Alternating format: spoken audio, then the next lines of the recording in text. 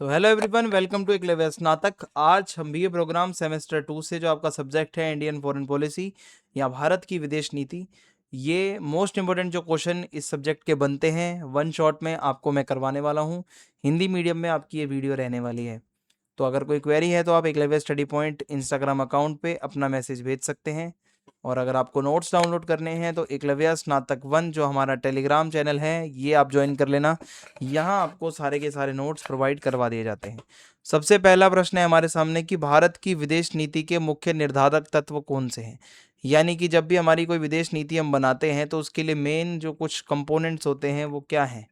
तो देखो, विदेश नीति का मतलब समझो सबसे पहले कि कोई भी देश भाई दुनिया के दूसरे देशों के साथ कैसे व्यवहार करता है, दोस्ती है या दुश्मनी है, इसको विदेश नीति कहा जाता है। इसमें शांति, व्यापार, सुरक्षा, युद्ध, कूटनीति, अंतर्राष्ट्रीय सहयोग से जुड़े फैसले शामिल होते हैं कि भाई किसके साथ हमें दोस्ती रखनी है, किसके साथ व्यापार करना है, किसके साथ युद्ध हो सकता है, किसके साथ सहयोग करना है, ये सारी चीज़ें इसमें आती हैं।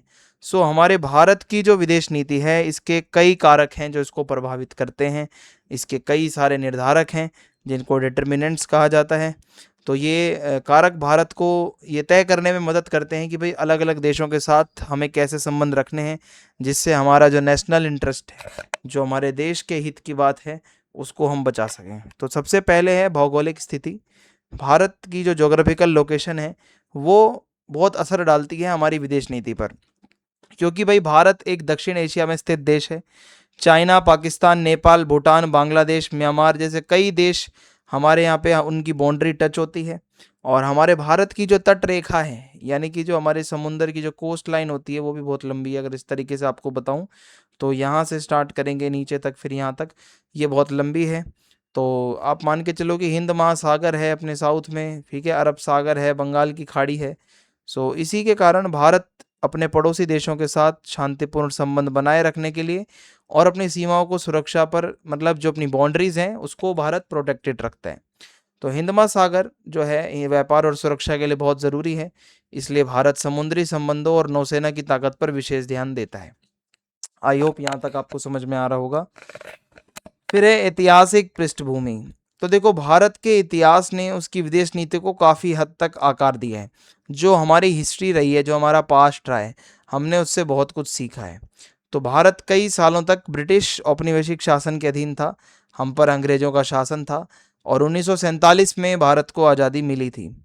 तो इसी अनुभव के कारण भारत जो है ना, वो सभी देशों के लिए आज़ादी, समानता और स्वतंत्रता का समर्थन करता आया है बहुत शुरू से। अगर कोई देश गुलाम है तो भारत ने हमेशा से उसकी मदद करी है कि इसको आज़ादी मिले। भारत ने हमेशा से ही उपनिवेशवाद, नस्लवाद और जो भी जिसके साथ शोषण होता है, गलत होता है, उस चीज़ का भारत ने विरोध किया है। और इसके अतीत ने देशों के बीच शांति और सहयोग के महत्व को भी सिखाया है। यानी कि हमारा जो अतीत रहा है, जो हमारा पास्ट रहा है, हमने युद्धों को शांत करवाने में अपनी भूमिका निभाई है। फिर है राष्ट्रीय हित। राष्ट्रीय हित का मतलब होता है नेशनल इंटरेस्ट, अपने देश का फ़ायदा। तो जब हम अंतर्राष्ट्रीय मामलों में जो भी हम भारत अगर बात करें, जो भी फैसला लेता है, तो भारत ये ज़रूर देखता है कि हमारी ज़रूरतें क्या हैं, किससे हमारा फ़ायदा हो सकता है। इसको नेशनल इंटरेस्ट कहा जाता है।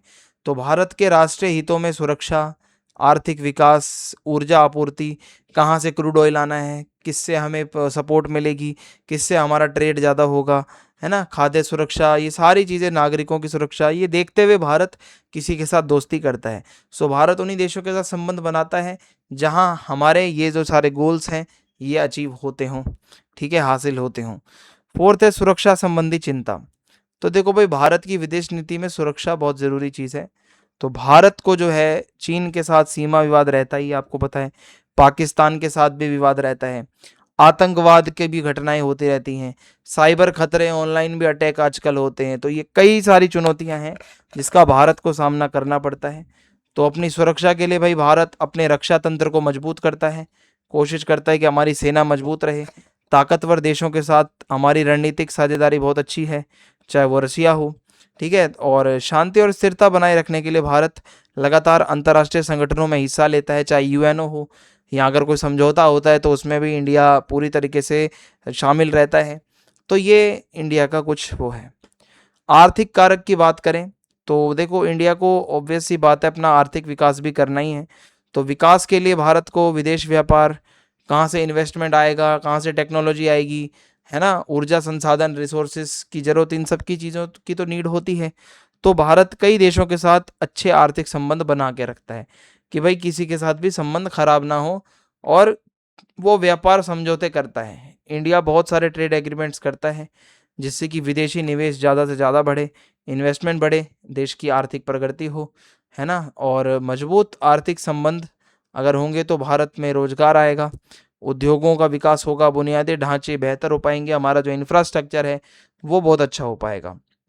विचारधारा और सिद्धांत, तो भारत की विदेश नीति जो है, भारत की जो फॉरेन पॉलिसी है, हमारे कुछ आदर्श हैं, कुछ हमारे मूल्य भी हैं, जैसे भारत शांति, सहयोग, लोकतंत्र, समानता, यानी कि इन सब कुछ चीज़ों के हमेशा सपोर्ट में रहा है, इसमें विश्वास करता है। आज़ादी के बाद भारत ने जो है वो गुट निरपेक्षता की नीति अपनाई थी, ना तो अमेरिका के साथ ज़्यादा रहा, ना सोवियत संघ के साथ ज़्यादा रहा। सो भारत शांतिपूर्ण सह अस्तित्व, यानी कि हमें किसी के साथ लड़ाई नहीं करनी, मिलजुल कर रहना है, बातचीत के जरिए, डायलॉग्स के जरिए बात को सॉल्व करना है, विवाद को बढ़ाना नहीं है, कम करना है। नेतृत्व और राजनीतिक व्यवस्था की अगर हम बात करें तो देखिए, देश का नेतृत्व विदेश नीति के फैसलों पर असर डालता है कि हमारे देश के जैसे नेता होंगे उनकी विदेश नीति अलग रही है। अलग अलग प्रधानमंत्रियों ने, सरकारों ने अपने हिसाब से विदेश संबंध बनाए हैं अलग अलग टाइम पे। उदाहरण के लिए कुछ नेताओं ने देखो गुट निरपेक्षता पर ज़्यादा ध्यान दिया, कुछ नेता ऐसे थे जो आर्थिक सुधार करने पर ज़्यादा ध्यान देते थे, ठीक है। और भारत की लोकतांत्रिक व्यवस्था की अगर हम बात करें तो वो भी यही है कि भाई देखो, फैसले लेने में हम जनता को भी देखते हैं, चर्चा करते हैं, और भाई जो संसदीय चर्चाएं होती हैं, और जब संसदीय चर्चाएं होती हैं तो उसमें लोगों के भी ओपिनियंस लिए जाते हैं। दुनिया की राजनीतिक स्थिति भी ये देखता है भारत की अंतर्राष्ट्रीय लेवल पर क्या चल रहा है, ठीक है। तो भारत देखता है कि शीत युद्ध का टाइम है, भाई वैश्वीकरण भी चल रहा है, व्यापार संबंध भी अच्छे करने हैं, आतंकवाद की घटनाएं भी हो रही हैं, जलवायु परिवर्तन की भी समस्याएं आ रही हैं, शक्तिशाली देश भी बहुत ज़्यादा हो गए हैं। तो भारत सारी चीज़ों को देखकर फैसला लेता है, और भारत अपने हितों की रक्षा करना और अपने संबंध अच्छे बनाए रखने के लिए अपनी नीतियां बदलता रहता है समय समय पर। इसके अलावा सांस्कृतिक और सभ्यतागत विरासत, तो भारत देखो एक समृद्ध देश है, हमारा कल्चर, हमारा इतिहास, हमारी विरासत है हमारे पास, जो अन्य देशों के साथ हमारे संबंधों को प्रभावित करता है। तो भारतीय संस्कृति, भारत का योगा, बौद्ध धर्म, यहाँ का साहित्य, यहाँ की परंपराएं कई देशों में आज की डेट में जा पहुंची हैं। हमने इसकी वजह से अच्छे एक सांस्कृतिक संबंध देशों के साथ बनाए हैं। भारत दुनिया भर के देशों के साथ दोस्ती रखता है, सहयोग बढ़ाने के लिए कूटनीति बनाता है, और विश्व स्तर पर भारत की जो छवि है वो बहुत सकारात्मक है, बहुत अच्छी छवि है। अंतर्राष्ट्रीय संगठनों की भूमिका, तो अंतर्राष्ट्रीय संगठनों में भारत की भागीदारी अगर हम देखें तो हमारी विदेश नीति का एक बहुत बड़ा निर्धारक है कि जो जैसे यूएनओ है, ब्रिक्स है, G20 है, सार्क है, तो इनमें भारत बहुत एक्टिव रहता है, इसका सक्रिय मेंबर है जो इंडिया है। और इन संगठनों के माध्यम से भारत शांति, आर्थिक सहयोग, जलवायु और वैश्विक विकास के लिए काम करता है। और ये सारे प्लेटफॉर्म भारत को वैश्विक मामलों में, जितने भी प्लेटफॉर्म्स मैंने आपको बताए, इससे भारत का प्रभाव बढ़ता है अपने जो है इंटरनेशनल लेवल पे। तो निष्कर्ष इसका क्या निकला कि भाई भारत की विदेश नीति के कई कारक हैं, जैसे उसका भूगोल है, उसका इतिहास है, उसकी सुरक्षा है, अर्थव्यवस्था है, नेतृत्व है, अंतर्राष्ट्रीय हालात हैं, नेशनल इंटरेस्ट है। तो ये सभी कारक मिलकर भारत को अपने राष्ट्रीय हितों की रक्षा करने में मदद करते हैं, है ना, और दूसरे देशों के साथ हमारे संबंध अच्छे रहें इसके लिए भी मदद करते हैं। तो भारत की विदेश नीति का मकसद यही है कि दुनिया में भाई विकास हो, हर जगह मतलब लड़ाई झगड़े ना हो, ज़्यादा सुरक्षा पे ज़्यादा ध्यान दिया जाए, लोग सहयोग करें आपस में, यही इंडिया का मानना है। तो ये वाला प्रश्न इस तरीके से आपका आ सकता है, मैंने इसके आपको 10 पॉइंट बता दिए हैं। अब अगला प्रश्न है, समकालीन समय में भारत की विदेश नीति के विकास पर चर्चा करें। समकालीन समय में अगर हमें बताना है तो चलिए देखते हैं कि इसमें क्या आप लिख सकते हो। तो बात हो रही है इंडिया की विदेश नीति की, तो सबसे पहले इसमें यह आएगा कि भारत की विदेश नीति राष्ट्रीय जरूरत और वैश्विक स्थिति, ये दोनों चीजें बहुत जरूरी हैं। किसी के साथ दोस्ती तभी रखो जब आपको ये भी देखना है कि हमारा नेशनल इंटरेस्ट उसमें है या नहीं है। वैश्विक स्थिति भी देखनी पड़ती है, दुनिया में क्या चल रहा है ये भी देखना पड़ता है। तो 1947 में आज़ादी के बाद जब हमें आज़ादी मिली तो भारत ने मुख्य रूप से गुटनिरपेक्षता, शांति, उपनिवेशवाद, ये हर तरफ से भारत ने यही कोशिश करी कि भाई लड़ाई झगड़ा ना हो। गुटनिरपेक्षता आंदोलन, सभी जो गरीब देश थे, नए नए आज़ाद हुए थे, सभी को जोड़ा, है ना। उपनिवेशवाद, अंग्रेजों के अगेंस्ट जो है आवाज़ उठाई। हालांकि वैश्विक राजनीति समय समय पर बदली।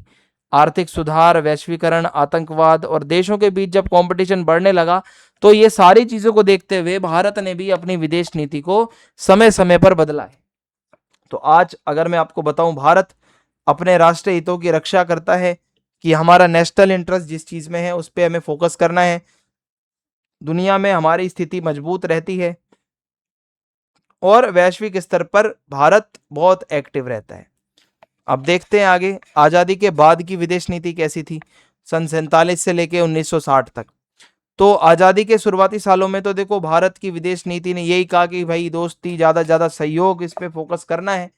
तो जवाहरलाल नेहरू नेता थे उस टाइम पे, हमारे मेन जी मतलब मेन जो थे, मतलब पीएम थे, वो यही थे। तो भारत ने गुटनिरपेक्षता की नीति अपनाई।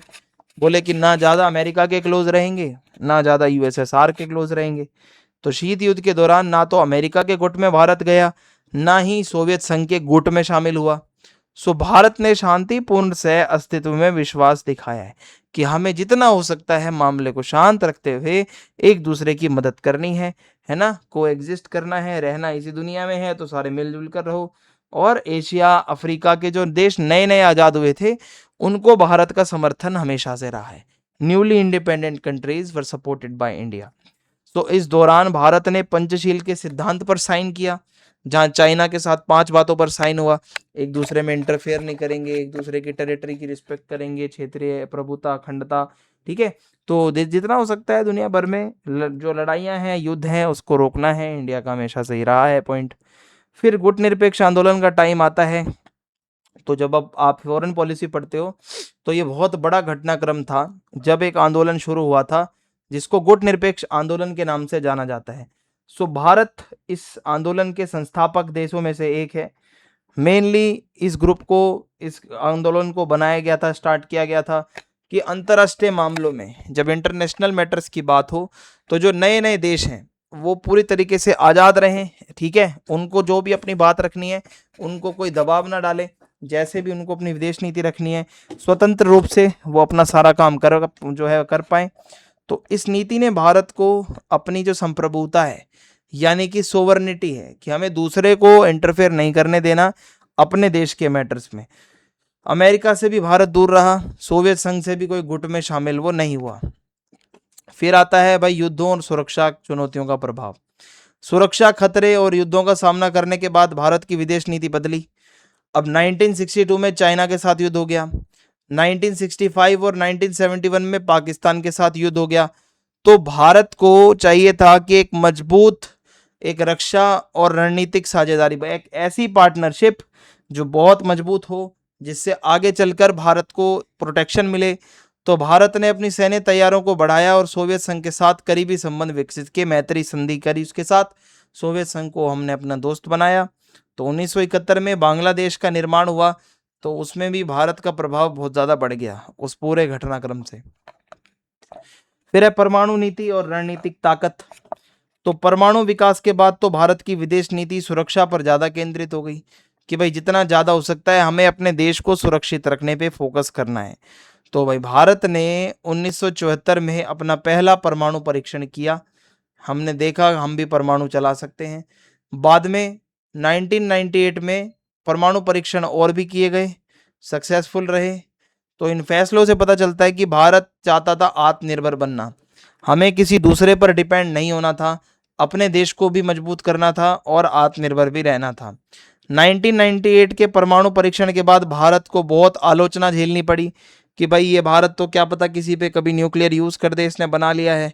लेकिन बाद में भाई सबको समझ आ गया कि भारत एक जिम्मेदार देश है, हमारे सरकार ने कभी भी परमाणु का मिसयूज नहीं किया है। 5वां पॉइंट है आर्थिक सुधार और उदारीकरण। तो 1991 का टाइम आया तो भारत ने देखा कि भाई भारत आर्थिक रूप से बहुत परेशान है, तो एक भारत ने अपनी विदेश नीति में बहुत बड़ा चेंज किया, मैं कहूँगा कि अपनी अर्थव्यवस्था को खोल दिया। ओपन डोर पॉलिसी कि आओ विदेशी व्यापारी भी आ सकते हो, इन्वेस्ट करना है तो कर सकते हो। और इससे नतीजा क्या निकला कि आर्थिक कूटनीति बहुत जरूरी हो गई, अब आर्थिक चीजें भी सोचनी थी।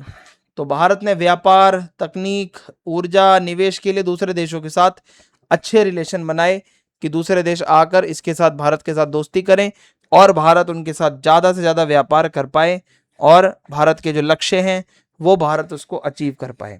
तो एक तो ये भी प्लान था। फिर लुक ईस्ट और एक्ट ईस्ट पॉलिसी। तो भारत ने 1990 के दशक का टाइम था, जो दक्षिण पूर्वी एशियाई देश हैं, सिंगापुर, मलेशिया, है ना, इंडोनेशिया, तो और म्यांमार, तो भारत ने कहा हम ईस्ट के जो देश हैं उनके साथ ज़्यादा से ज़्यादा क्लोज रहने की कोशिश करेंगे। बाद में यही इसी को ही एक्ट ईस्ट पॉलिसी कहा जाता है, यानी कि जो एशियाई देश हैं, ठीक है, खासकर पूर्व की साइड, उनका ज़्यादा से ज़्यादा सपोर्ट करना है, आर्थिक, सांस्कृतिक, रणनीतिक सहयोग बढ़ाना है कैसे भी करके।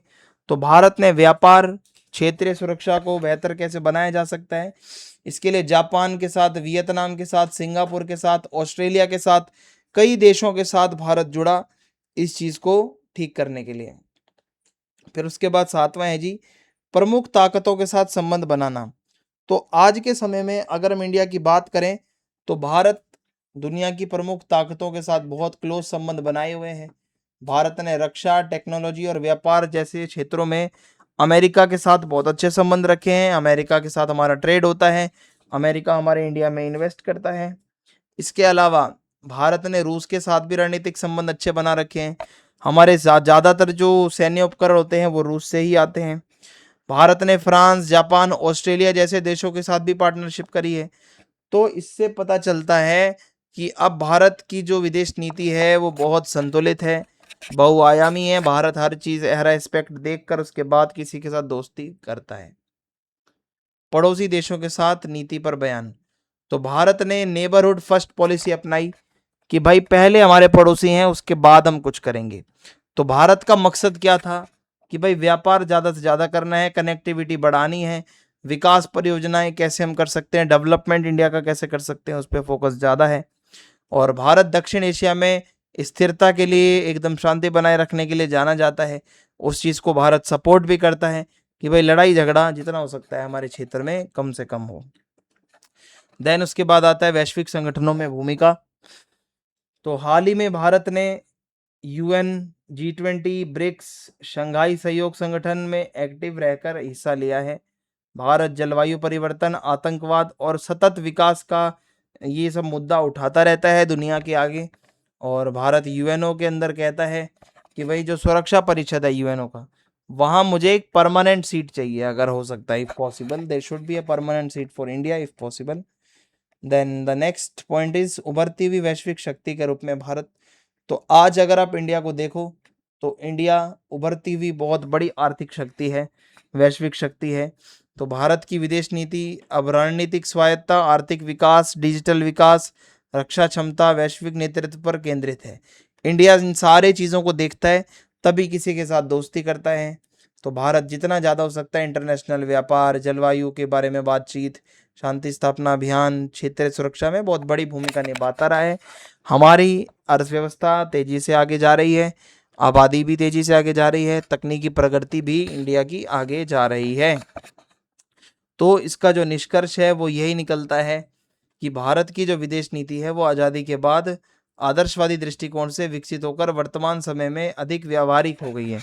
पहले तो जो विदेश नीति होती थी वो आदर्श होते थे, अरे हाँ पड़ोसी है तो अच्छा ही रहना चाहिए इसके साथ। आज हमें देखना है कि हमारी प्रेजेंट की सिचुएशन क्या है, क्या आज भारत को जरूरत है उसके साथ क्लोज रहने की या नहीं है। हालांकि भारत अब भी सहयोग, संप्रभुता का समर्थन करता है, लेकिन अब वह आर्थिक विकास की भी बात करता है, उसको ज़्यादा महत्व देता है। राष्ट्रीय सुरक्षा के लिए किसका सहयोग ज़्यादा जरूरी है, इंडिया ये भी देखता है आज की डेट में। और वैश्विक प्रभाव, दुनिया में क्या चल रहा है, सारी चीज़ें देखकर ही इंडिया दोस्ती या दुश्मनी आज की डेट में करता है। तो भारत की विदेश नीति आप कह सकते हो पूरा विकास क्रम था जो मैंने आपको अलग अलग घटनाएं जोड़कर बताया। ठीक है, कैसे एक नया आजाद देश बना था, आज इतनी बड़ी शक्ति इंडिया बन चुका है। अगला प्रश्न है हमारा, शीत युद्ध के दौरान गुटनिरपेक्ष आंदोलन में भारत की क्या भूमिका थी, ये आपसे पूछा जा रहा है।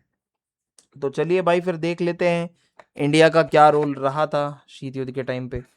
तो ये जो जितने भी फोटो में आप देख पा रहे हो लोग, ये सभी वो लोग हैं जिन्होंने गुटनिरपेक्ष आंदोलन को शुरू किया था।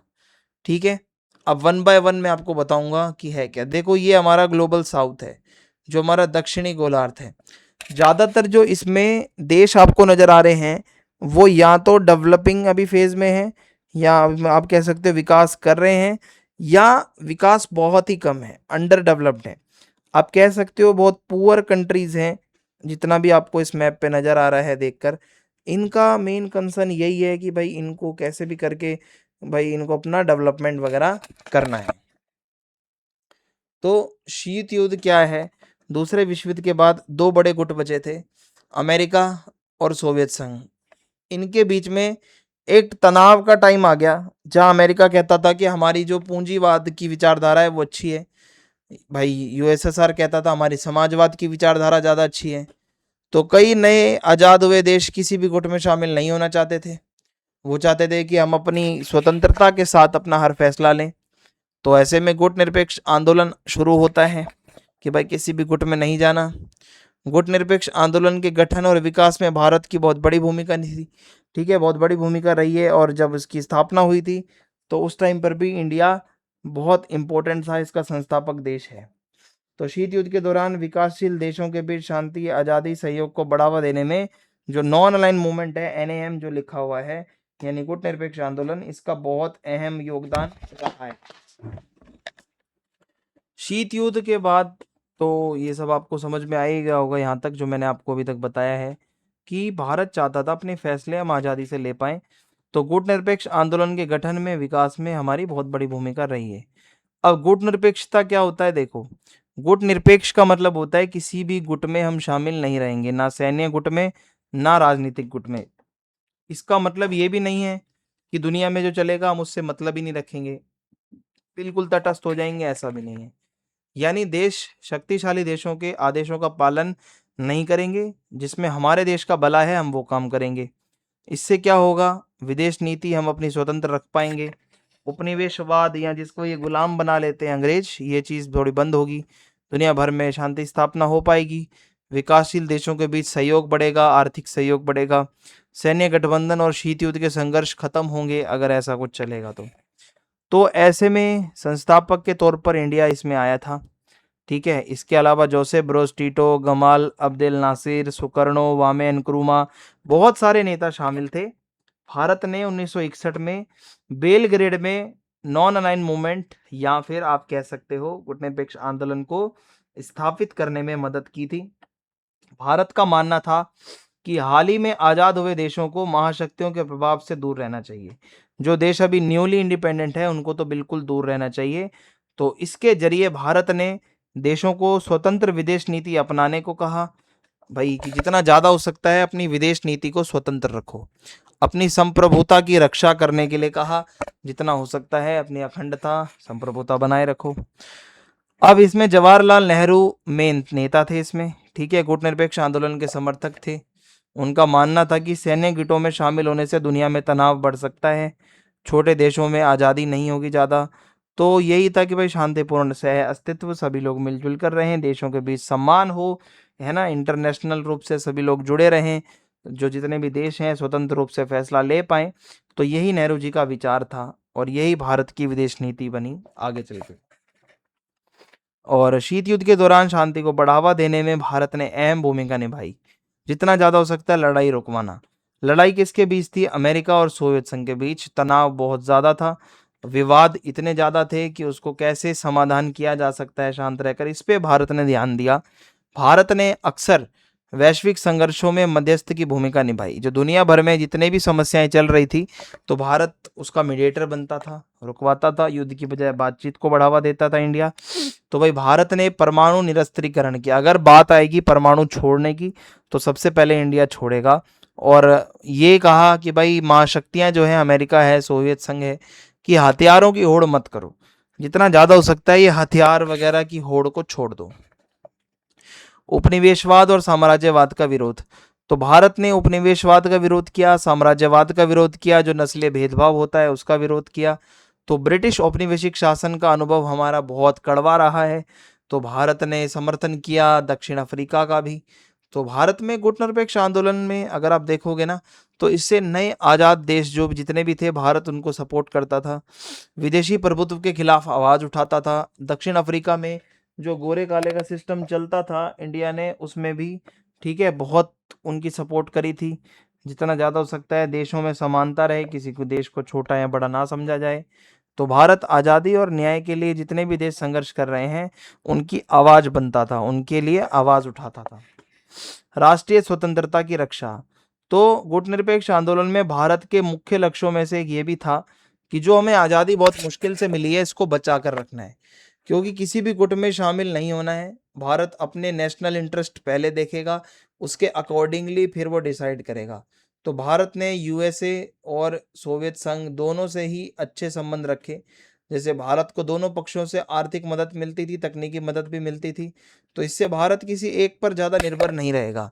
तो इसकी वजह से भारत को एक रणनीतिक स्वायत्ता बनाए रखने में मदद मिली कि हाँ, किसी के ऊपर डिपेंड नहीं रहना।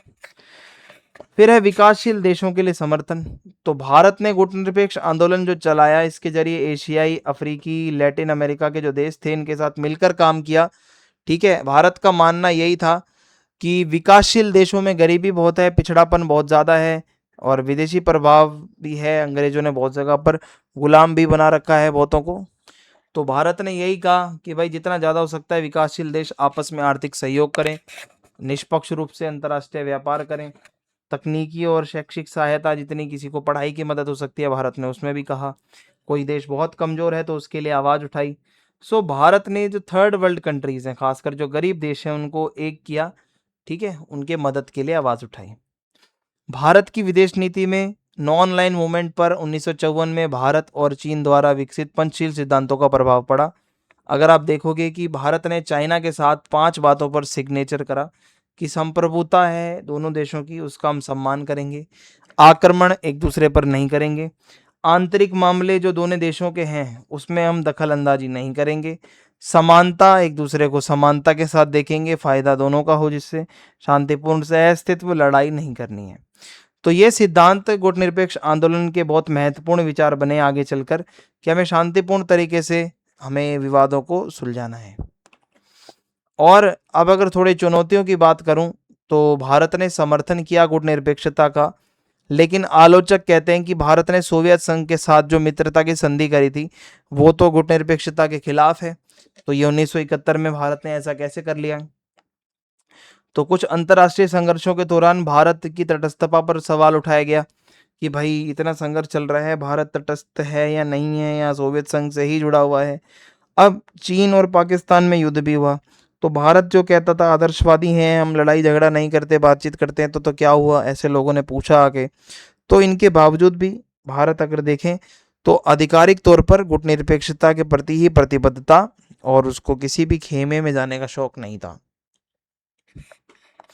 तो भारत को बहुत फ़ायदा पहुंचा इससे, हमारी इस जो छवि है, हमारी प्रतिष्ठा बढ़ी है, इसकी वजह से भारत विकासशील देशों के बीच एक नेता के तौर पर उभरा है।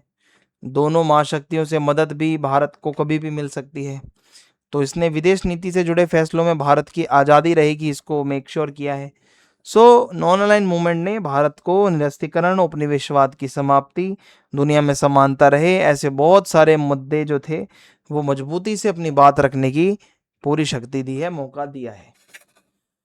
1991 में शीत युद्ध खत्म होने के बाद ही जो नॉन अलाइन मूवमेंट है वो थोड़ा महत्वपूर्ण कम हो गया था, क्योंकि सोवियत संघ खत्म हो गया था, अब दुनिया गुटों में बटी हुई नहीं थी। लेकिन भारत आज भी महत्व देता है गुटनिरपेक्ष आंदोलन को, क्योंकि एक रणनीति मिलकर हम बनाते हैं, सभी के बीच समानता है ना। दक्षिण दक्षिण जो जितने भी गोलार्ध के देश हैं उनमें सहयोग रहता है, सभी अपनी स्वतंत्र विदेश नीति अपना पाते हैं। तो आज भी अगर मैं कहूँ कि जो नॉन अलाइन मूवमेंट है उसकी बैठकों में इंडिया एक्टिवली पार्टिसिपेट करता है और विकासशील देशों के बीच कोशिश करता है कि सहयोग बना रहे, इनकी एकता बनी रहे। तो शीत युद्ध के दौरान भारत ने भाई गुटनिरपेक्ष आंदोलन का एक नेतृत्व संभाला, और इसके जरिए भारत ने विकासशील देशों के बीच आज़ादी, उपनिवेशवाद का विरोध, सहयोग सबका करना है, इसको बढ़ावा दिया। नेहरू जी के नेतृत्व में भाई भारत कूटनिरपेक्षता और रणनीतिक स्वायत्ता की सबसे मजबूत आवाज़ों में से एक बन गया कि इनके लिए आवाज़ उठानी है तो हमेशा भारत को याद किया जाता था। हालांकि हालात बदले हैं शीत युद्ध के बाद सारे, फिर भी जो इसके सिद्धांत हैं आज भी भारत की विदेश नीति को प्रभावित करते रहे हैं। अगला प्रश्न है, भारत अमेरिका रणनीतिक संबंधों पर चर्चा कीजिए। तो आइए भाई चर्चा करते हैं क्या क्या रणनीतिक संबंध हैं हमारे अमेरिका के साथ, थोड़ा सा डिस्कशन कर लिया जाए। तो देखिए, आज की दुनिया में भारत और अमेरिका के बीच का जो रणनीतिक रिश्ता है वो बहुत अच्छा है। हालांकि शीत युद्ध के दौरान रिश्ते बहुत बारी कमजोर भी हुए थे, लेकिन हाल ही के दशकों में आप देखोगे तो दोनों काफी करीब हैं, इंडिया और अमेरिका एक दूसरे के। आज भारत देश जो है वो अमेरिका, ठीक है, भारत और अमेरिका दोनों मिलकर रक्षा, व्यापार, टेक्नोलॉजी, शिक्षा, सुरक्षा, हर क्षेत्र में एक दूसरे का सहयोग करते हैं। और इनकी जो पार्टनरशिप है ना, वो किस पर आधारित है कि भाई अमेरिका में भी डेमोक्रेसी है, हमारे यहाँ भी है, हम भी आर्थिक विकास चाहते हैं, वो भी चाहते हैं, क्षेत्रीय स्थिरता यहाँ भी है, वहाँ भी है, आतंकवाद का विरोध वो भी करते हैं, हम भी करते हैं। तो बहुत सारे हमारे साझे हित हैं, इसीलिए हम एक दूसरे की मदद करते हैं, संबंध अच्छे रखने की कोशिश करते हैं। थोड़ा सा अगर हम ऐतिहासिक पृष्ठभूमि की बात करें तो भाई 1947 में भारत के आज़ाद होने के बाद भारत और अमेरिका के बीच ना संबंध बहुत अच्छे थे। हम मतलब दोस्त थे लेकिन बहुत सीमित। शीत युद्ध के दौरान भारत ने कूटनिरपेक्षता की नीति अपनाई, जबकि अमेरिका ने पाकिस्तान को अपने साथ जोड़ लिया और पश्चिमी अपने गठबंधन बनाए। कई सालों तक हमारे संबंध जो थे ना सावधानी भरे रहे। हालांकि शीत युद्ध खत्म होने के बाद 1991 में जब हमने आर्थिक सुधार करे तो वापस से हमारे संबंध काफी अच्छे हो गए। 21वीं सदी में भारत अमेरिका के संबंध और मजबूत हो गए भाई। दोनों देशों ने अंतर्राष्ट्रीय राजनीति में, व्यापार में, सुरक्षा के क्षेत्र में मिलकर बहुत काम किया है ना। जो टूर होते हैं, यहाँ के नेता वहां जा रहे हैं, वहां के नेता इधर आ रहे हैं, वो बड़ा है। मजबूती के साथ हमने रक्षा में सहयोग की एक वो मतलब एक्सपेक्टेशन रखी है कि अमेरिका बहुत मदद करेगा हमारी। व्यापार में, निवेश में बढ़ोतरी हुई है। विज्ञान और टेक्नोलॉजी के क्षेत्र में हम बहुत ज़्यादा एक दूसरे को सपोर्ट कर रहे हैं और रणनीतिक साझेदार हैं हम एक दूसरे के, पार्टनरशिप हमारी बहुत अच्छी है। रक्षा सहयोग भारत अमेरिका के रणनीतिक संबंधों का बहुत अहम हिस्सा है भाई। दोनों देश नियमित रूप से सैन्य अभ्यास करते हैं, है ना, कॉन्फ्रेंस करते हैं। अमेरिका भारत के प्रमुख रक्षा साझेदारों में से एक है। अब भारत अमेरिका से रक्षा उपकरण, एडवांस टेक्नोलॉजी भी खरीदता है। दोनों एक दूसरे को सहयोग करते हैं। समुद्री सुरक्षा, साइबर सुरक्षा, खुफिया जानकारी इधर से उधर देनी हो, आतंकवादी विरोधी अभियान कैसे चलाना है, तो वो हमारी मदद करते हैं, हम उनकी करते हैं। तो इससे इंडो पैसिफिक क्षेत्र में एक शांति का माहौल रहता है, स्थिरता रहती है। फिर है परमाणु समझौता। तो भारत अमेरिका संबंधों में सबसे बड़ी उपलब्धि में से एक ये है कि 2008 में जो भारत अमेरिका में असैन्य परमाणु समझौता था, ये क्या था कि इसने भारत को असैन्य परमाणु तकनीक तक पहुंचने की सुविधा दी कि भारत एक जिम्मेदार एक देश है जिसके पास परमाणु बम तो है, लेकिन वो किसी के साथ ऐसे डराने धमकाने का काम नहीं करता। तो दोनों देश जो जितने भी अमेरिका और वहाँ के नेता हैं, यहाँ के नेता मिलने लगे, विश्वास बढ़ा। तो एक जो हमारे रणनीतिक संबंध होते हैं ना, उसके लिए ये बहुत बड़ा टर्निंग पॉइंट था। भारत और अमेरिका के बीच मजबूत आर्थिक संबंध है। अमेरिका भारत के सबसे बड़े व्यापारिक साझेदार में से एक है। दोनों देश सामान, सेवा, टेक्नोलॉजी, इन्वेस्टमेंट ये सब चीज़ करते हैं, ठीक है। आर्थिक सहयोग में सूचना और जो आपकी टेक्नोलॉजी है, फार्मास्यूटिकल्स हैं जैसे दवाइयाँ हैं, एनर्जी का क्षेत्र हो गया, कृषि हो गया, मैन्युफैक्चरिंग हो गया, ये सारी चीज़ों में मदद करनी होती है। तो कई भारतीय कंपनियां अमेरिका में काम करती हैं, कई अमेरिकी कंपनियां भारत में निवेश करती हैं। तो ये एक आर्थिक साझेदारी है, एक आप कह सकते हो इकोनॉमिक पार्टनरशिप है, जिससे कि दोनों देशों का विकास होगा, रोजगार बढ़ेगा, लोगों को जॉब्स मिलेंगी। भारत और अमेरिका विज्ञान, अंतरिक्ष, स्वास्थ्य, तकनीक के क्षेत्रों में भी मिलकर काम करते हैं। चाहे अंतर्राष्ट्रीय लेवल पर आप देखोगे, स्पेस या अंतरिक्ष में रिसर्च होती है जितनी भी, इसमें इंडिया के भी साइंटिस्ट शामिल रहते हैं अमेरिका के साथ।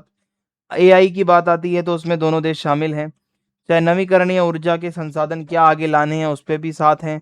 ठीक है, चिकित्सीय अनुसंधान कि भाई जो मेडिसिन वगैरह हैं, ठीक है, उसमें कैसे रिसर्च करनी है, मिलकर काम करते हैं। और जो डिजिटल टेक्निक्स हैं उसमें भी एक दूसरे की मदद करते हैं। तो नासा और इसरो ये हमारे यहाँ की, और जो अमेरिका की, ये आप कह सकते हो कि साइंस ऑर्गेनाइजेशन है, वहाँ की रिसर्च और वैज्ञानिक अनुसंधान करते हैं सब ये दोनों मिलकर, यहाँ के साइंटिस्ट, बाहर के साइंटिस्ट भी। फिर इंडो पैसिफिक रणनीति, तो भारत और अमेरिका इंडो पैसिफिक के क्षेत्र में मिलकर काम करते हैं। दोनों देश भाई समर्थन करते हैं कि भाई समुद्री रास्ते जो सभी के लिए खुले रहें, आज़ाद हों, कोई समुद्री रास्ते में रुकावट ना आए, पूरे क्षेत्र में स्थिरता बनी रहे, जो भी विवाद है भाई शांतिपूर्ण तरीके से उसका समाधान निकाल लिया जाए। तो भारत और अमेरिका जापान और ऑस्ट्रेलिया के साथ मिलकर क्वाड्रिलेटरल सिक्योरिटी डायलॉग, जिसको क्वाड भी कहा जाता है, वो एक संगठन इन्होंने बना रखा है। 4 देशों ने मिलकर काम करते हैं ये लोग, इस पूरे क्षेत्र में सुरक्षा अच्छी रहे, व्यापार के मामले में समर्थन मिले एक दूसरे को, आपदा आ जाए तो मैनेजमेंट में एक दूसरे की मदद हो, समुद्री सहयोग, इन सब पर ध्यान रहता है। तो ये इंडिया है, जापान है, यूएसए है, ऑस्ट्रेलिया है, सब आपस में जुड़े हुए हैं क्वाड के थ्रू। और भारत और अमेरिका दोनों ही आतंकवाद के कड़े विरोधी हैं, आतंकवादी घटनाओं की निंदा करते हैं, और आतंकवादी हमलों का सामना करने के बाद दोनों देशों ने एक दूसरे को वही खुफिया जानकारी भी दी है, ये आतंकवादी उधर है या इधर है। तो इससे सुरक्षा के क्षेत्र में हमारा सहयोग बढ़ता है। तो अमेरिका आतंकवाद के खिलाफ भारत की कोशिशों का समर्थन करता है। ठीक है, कि भारत की भाई पूरी कोशिश है कि आतंकवाद के खिलाफ लड़ना है, तो अमेरिका सपोर्ट करता है। अक्सर सीमा पार आतंकवाद की निंदा भी अमेरिका करता है, जो क्रॉस बॉर्डर टेररिज्म पाकिस्तान की साइड से होता है। तो इससे दोनों देशों का भरोसा एक दूसरे पर बना रहता है। देन उसके बाद है, भारत और अमेरिका के बीच शैक्षिक और सांस्कृतिक संबंध भी बहुत अच्छे हैं। हर साल हजारों इंडियन स्टूडेंट्स अमेरिकन यूनिवर्सिटीज़ में पढ़ाई करने जाते हैं। अमेरिका में रहने वाले भारतीय समुदाय के लोग दोनों देशों के बीच संबंध बेहतर बनाने में एक अच्छी भूमिका निभाते हैं, क्योंकि जो हमारा डायस्पोरा वहाँ रहता है, जो इंडियंस वहाँ रहते हैं, वो अपना कल्चर वहाँ के लोगों को सिखाते हैं। तो इससे क्या होता है कि एक सहयोग बढ़ रहा है हर क्षेत्र में। तो फिर है भारत अमेरिका संबंधों में चुनौतियां। देखो, मजबूत सहयोग होने के बाद भी कुछ चुनौतियां आती हैं। व्यापार को लेकर विवाद हो जाता है, कभी अमेरिका हमारे ऊपर टैरिफ लगा देता है, ठीक है, सैंक्शंस लगाने की धमकी देता है अगर हम रशिया के क्लोज जाते हैं। अंतर्राष्ट्रीय मुद्दों पर लेकर मतभेद हो जाता है। अन्य देशों के साथ रक्षा संबंध, अब अमेरिका पाकिस्तान के साथ बहुत क्लोज रहता है तो हमारी नहीं बनती फिर इस बात पे। वीज़ा को लेकर भी चिंता रहती है, आसानी से वीज़ा नहीं लगता अमेरिका का। हालांकि दोनों देश आमतौर पर बातचीत करते हैं, कूटनीति करते हैं, कभी लड़ाई नहीं हुई हमारी इनसे। तो हमारी कोशिश यही रहती है कि मिलजुल कर काम करना है, आगे बढ़ना है। हाल के वर्षों में बढ़ते टकराव के विशेष संदर्भ में भारत चाइना संबंधों का आलोचनात्मक विश्लेषण कीजिए। तो देखिए, रिसेंट कुछ चीज़ें हुई हैं जो भी पिछले वर्ष में, आने वाले टाइम पे क्या हो सकता है, या चाइना के साथ हमारे क्या संबंध रहे हैं, ये अब हमारा अगला प्रश्न है जो पूछा जा रहा है, इंडिया चाइना रिलेशंस के बारे में। तो देखिए भाई, पिछले कुछ वर्षों से देखो भारत और चाइना के संबंधों में सहयोग भी देखने को मिला है, टकराव भी देखने को मिला है। लेकिन हाल ही के वर्षों में तनाव और टकराव काफी बढ़ गया है। आए दिन सीमा विवाद होता है, कभी कुछ होता है, कभी कुछ होता है, तो इलाके को लेकर झगड़े होते हैं। अब भारत और चीन के बीच देखो, तनाव की सबसे बड़ी वजह है हमारे जो इलाके हैं ना, वो अनसुलझे हैं अभी भी। खासकर अरुणाचल प्रदेश के बहुत क्षेत्र पे चाइना अपनी टेरिटरी क्लेम करता है। लद्दाख के बॉर्डर वाले इलाकों में भी चाइना कुछ ऐसा ही करता है। कई दौर की बातचीत हुई है, भरोसा बनाने के तरीके भी हुए हैं। दोनों देश कभी भी एक सहमति पर नहीं पहुंच पाते हैं, आज तक नहीं पहुंच पाए हैं। तो जिससे लाइन ऑफ एक्चुअल कंट्रोल जो है, एलएसी एक लाइन बनी हुई है, वहां आए दिन कभी ना कभी वहां के फौजी और यहाँ के फौजियों में झड़प हो जाती है। ये न्यूज़ आती रहती है, ठीक है। अब आगे बढ़ते हैं। देखो, ये 3 एरियाज में आपको दिखा रहा हूँ। एक तो ये एरिया, ये वाला एरिया और ये वाला एरिया।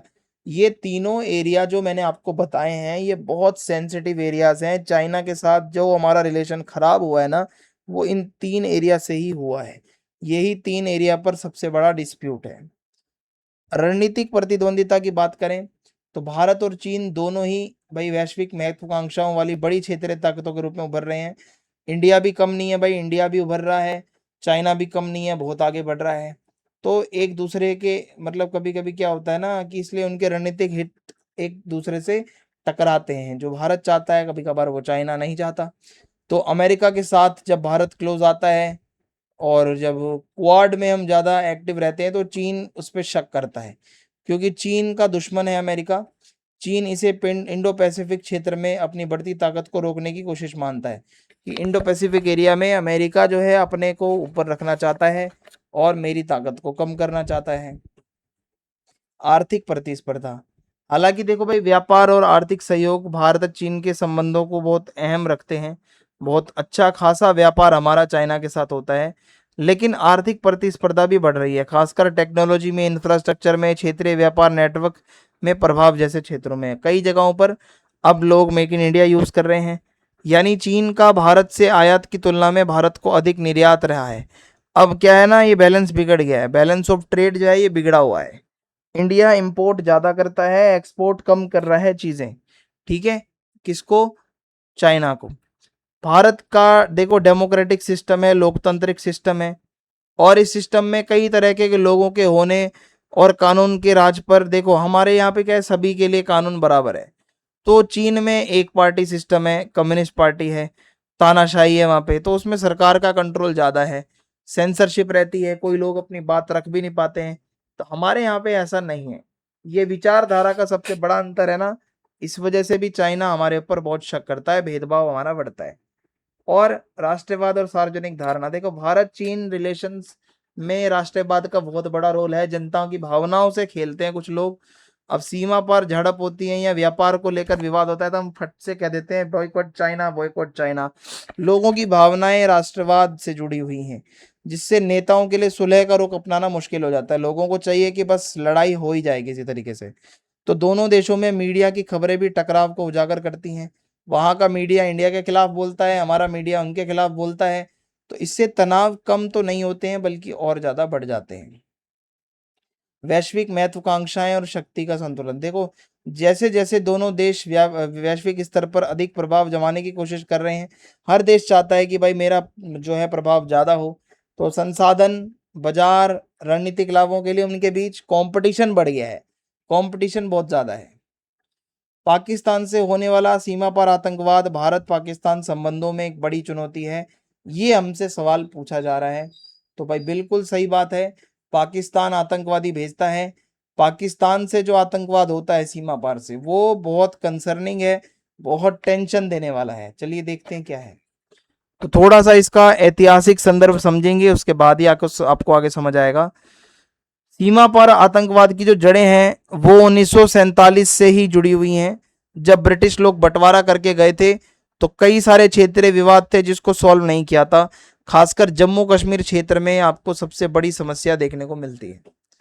तो अब आप अगर देखोगे पिछले कुछ सालों में पाकिस्तान की जो खुफिया एजेंसी है, खासकर आईएसआई, वो भारत के अगेंस्ट काम करती है। आईएसआई का सिंपल सा रोल यही रहता है, कुछ भी करो, आतंकवादियों को ट्रेनिंग दो, बस यहाँ पे आके भारत को तंग करना है। और आतंकवादियों को पूरी ट्रेनिंग देती है, पैसा भी देती है, सैन्य सहायता भी प्रदान करती है। अब इसमें पाकिस्तान में बहुत से समूह हैं जो आतंकवाद में एक्टिव हैं। ठीक है, लश्कर ए तैयबा है, जैश ए मोहम्मद है, हिजबुल मुजाहिदीन है।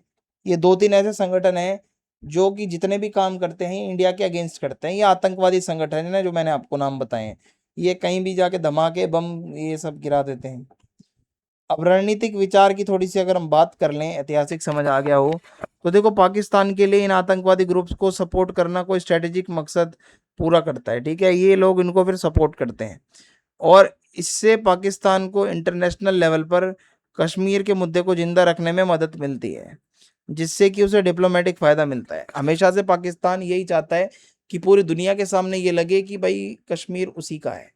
तो इसके अलावा यह एक बहुत बड़े और एक पारंपरिक रूप से मजबूत दुश्मन के खिलाफ कम लागत वाली एसिमेट्रिक वॉरफेयर स्ट्रेटेजी के तौर पर काम करता है। ठीक है, आगे बढ़ते हैं।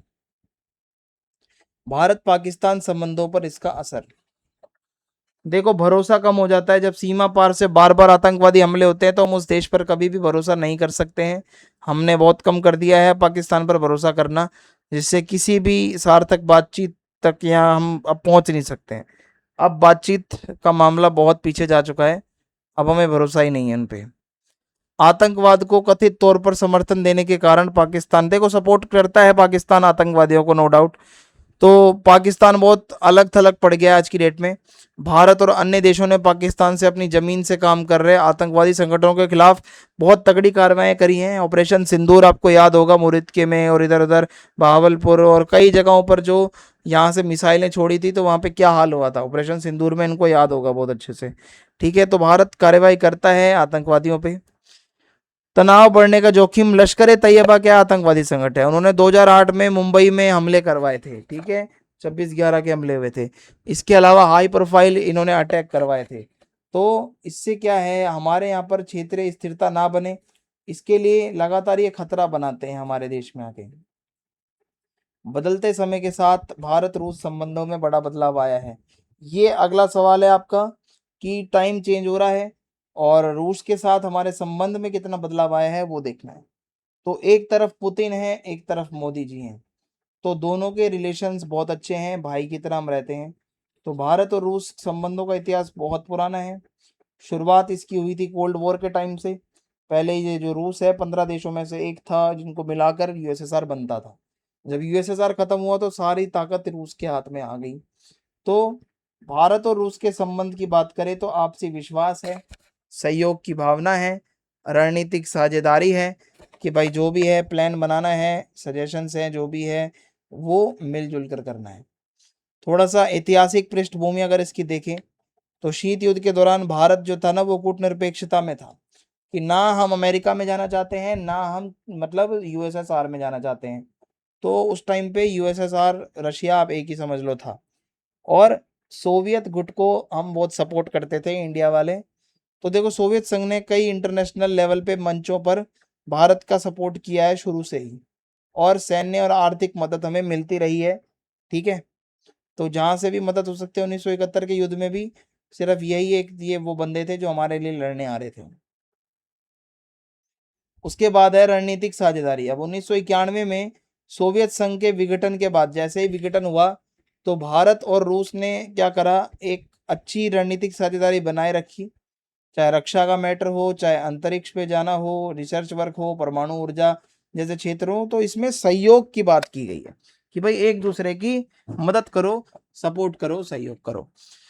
तो भारत और रूस के बीच होने वाला सालाना जो द्विपक्षीय शिखर सम्मेलन होता है, ठीक है, साल में बायलैटरल समिट होती है, वो बहुत बड़ा कार्यक्रम होता है जिससे दोनों देशों के नेता मिलते हैं, भाई बायलैटरल रिलेशंस अच्छे रहें उसके लिए काम करते हैं। और रूस भारत को रक्षा उपकरण देता है।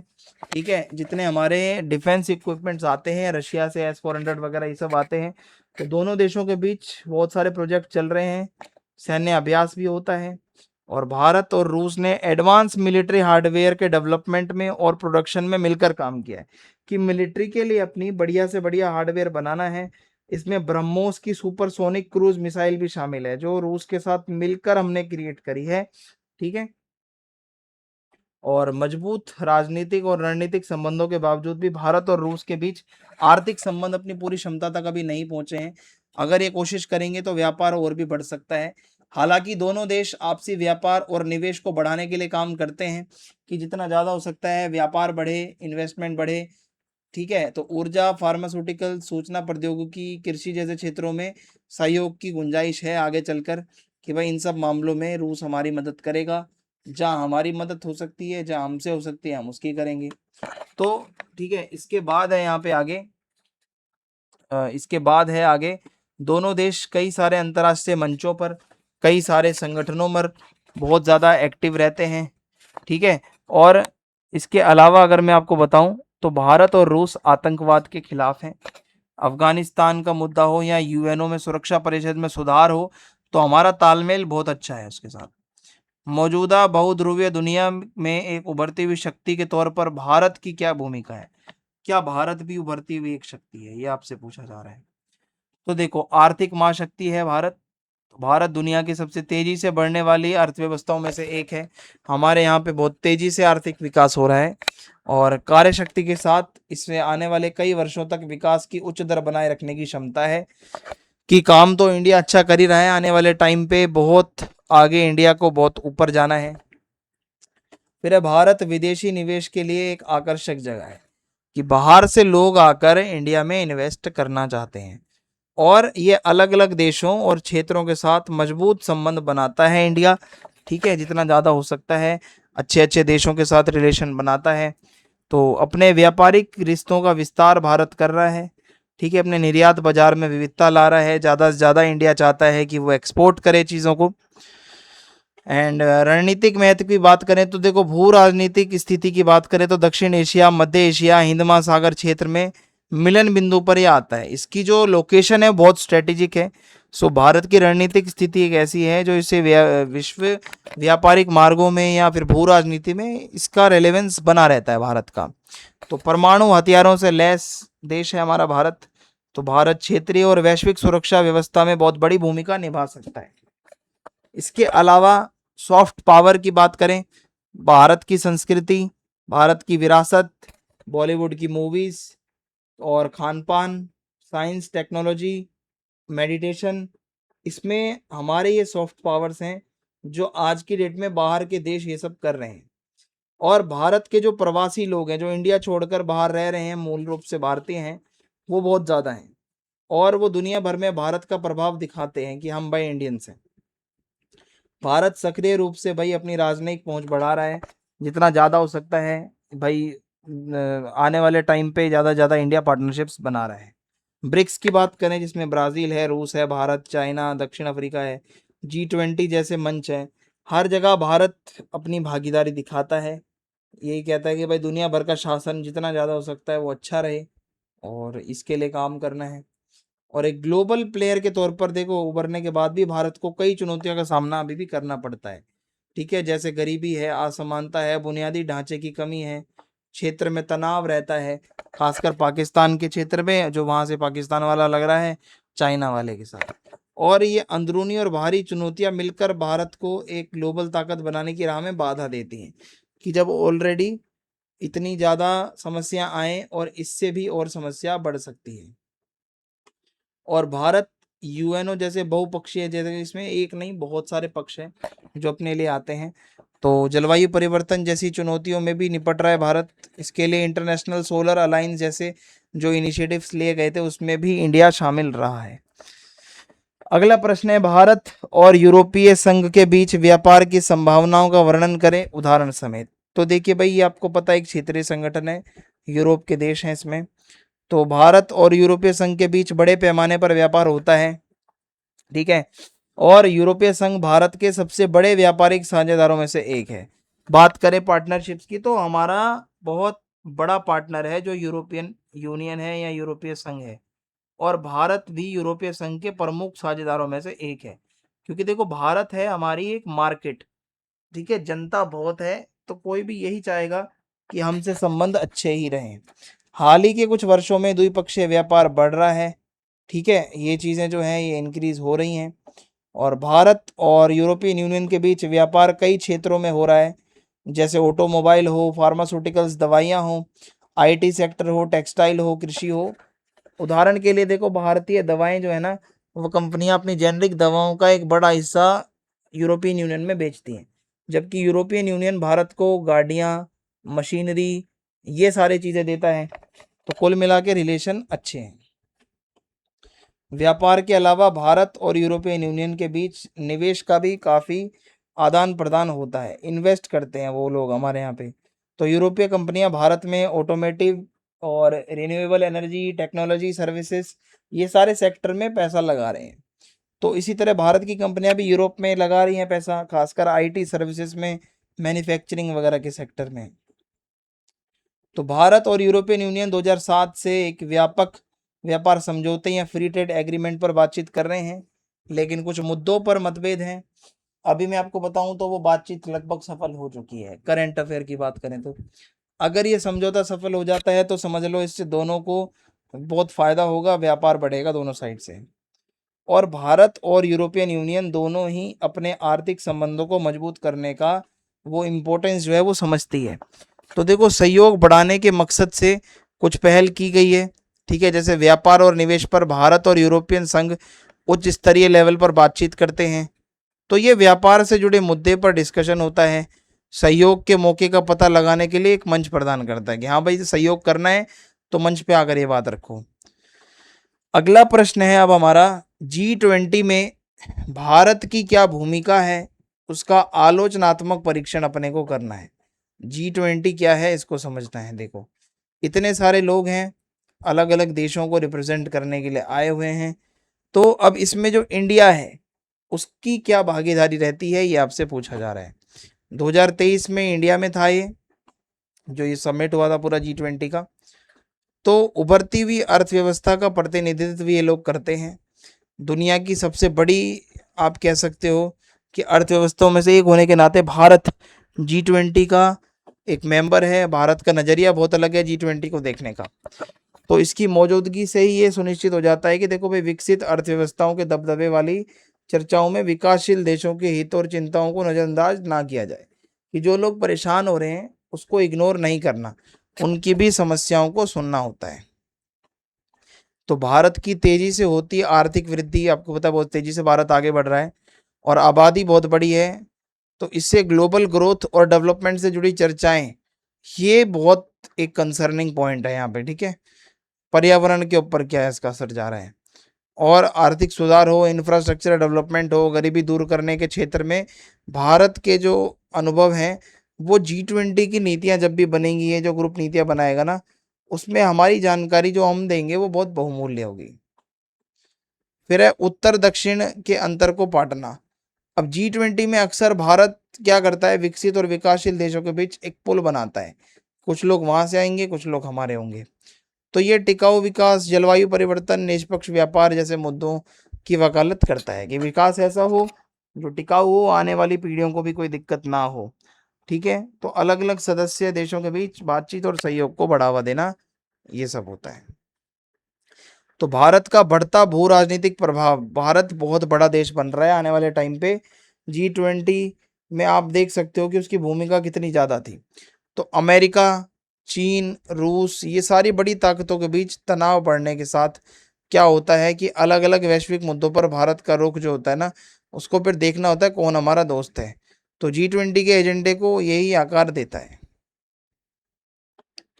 तो भारत IMF और वर्ल्ड बैंक जैसे जो बड़े पैसे वाले संस्थान हैं उसमें भी सुधार करने की मांग करता है, ताकि वे बदलते हुए आर्थिक परिदृश्य को देखते हुए सैलरी वगैरह या जो भी है, या जो मतलब IMF वगैरह या इनकी जो भी चीज़ें हैं ना, मतलब सही से काम हो सके। और यह विकासशील देशों के लिए ज़्यादा प्रतिनिधित्व और आवाज़ पर जोर देता है कि जो छोटे देश हैं उनके लिए ये क्या कर सकते हैं, उस पर फोकस ज़्यादा रहना चाहिए, और जो बड़े देश हैं उनका प्रभाव कम हो, ठीक है। मतलब यही है कि सुधार करो, और जो भी वहाँ पे लोग काम कर रहे हैं, ठीक है, चाहे उनके पैसे से रिलेटेड समस्या है उसको वर्ल्ड बैंक को बताना है, भाई किसी देश को पैसे की ज़रूरत है, कहीं पर कैपिटा इनकम कम है या सैलरी कम है, तो उसकी मदद कर सकता है। तो इससे यही मतलब पता चलता है आपको कि मकसद यही है कि इन सबको सुधारना है। तो भारत की ऊर्जा की जो ज़रूरतें हैं, ठीक है, हमारे इंडिया को चाहिए, ऊर्जा की ज़रूरत ज़्यादा है हमें, टिकाऊ विकास के प्रति भी हमारी प्रतिबद्धता है, हमें टिकाऊ विकास करना है। तो G20 में ऊर्जा सुरक्षा पे भी बात होती है और चर्चा होती है, तो जलवायु परिवर्तन की भी बात होती है, और नवीकरणीय ऊर्जा को कैसे बढ़ावा दिया जा सकता है, जो ऊर्जा दोबारा बन सकती है, चाहे वो सूर्य हो, सौर ऊर्जा हो, ठीक है, चाहे वो पवन ऊर्जा हो, इसको कैसे बढ़ाया जा सकता है, और पर्यावरण के नुकसान को कैसे कम किया जा सकता है, ये सब कोशिशें भारत करता है इसके साथ मिलकर। और अगर बात करें, भारत अक्सर G20 में अपनी भागीदारी के साथ साथ अपने बायलैटरल और क्षेत्रीय हितों को भी आगे रखता है, ठीक है। इंडिया ये नहीं है G20 का मेंबर बन गया तो जो वो कहेंगे इंडिया वही करेगा। भाई इंडिया अपनी दोस्ती भी बनाता है, दो पक्षीय संबंध किससे रखने हैं उस पर भी पूरा फोकस रहता है। घरेलू एजेंडे और वैश्विक प्रतिबद्धताओं के बीच परस्पर विरोधी प्राथमिकताएं कभी कभी समूह के भीतर आम सहमति बनाने में प्रभावशीलता को कम करती हैं। कैसे, देखो G20 में जो देश हैं हो सकता है आपस में उनकी ना बनती हो, या वो जिससे बाहर व्यापार कर रहे हैं वो G20 को ना पसंद करता हो, तो इससे प्रभावशीलता कम हो सकती है। ठीक है, तो ये जो मैंने जितने भी प्रश्न आपको करवाए हैं, चाहे वो G20 का हो, यूरोपियन यूनियन का प्रश्न हो आपका, ठीक है, यहाँ कैसे भारत एक उभरती हुई शक्ति के रूप में सामने आ रहा है, ये प्रश्न हो, या इंडिया रूस, इंडिया पाकिस्तान, इंडिया चाइना, ये मैंने आपको सारे जो संबंध हैं वो बहुत अच्छे से बताए हैं। ठीक है, इसके अलावा जो भारत अमेरिका के संबंध है वो भी आपको बता दिए हैं। गुट निरपेक्षता के बारे में सवाल आपको मैंने करवा दिया है, और इसके अलावा जो भारत की जो विदेश नीति है उसके मुख्य निर्धारक क्या हैं वो भी आपको बता दिए हैं। तो भाई कुछ नहीं करना, ये सारे प्रश्नों को अच्छे से कर लेना। इसकी PDF आपको प्रोवाइड करवा दी जाएगी, इन्हीं प्रश्नों में से ही आपके ज़्यादातर चीज़ें आने वाली हैं। ठीक है, PDF आपको यहाँ मिल जाएगी एकलव्य स्नातक 1 पे। कोई सवाल होगा तो आप एकलव्य स्टडी पॉइंट इंस्टाग्राम पे पूछ लेना। ठीक है भाई, जय हिंद जय भारत, मिलते हैं अगली वीडियो में।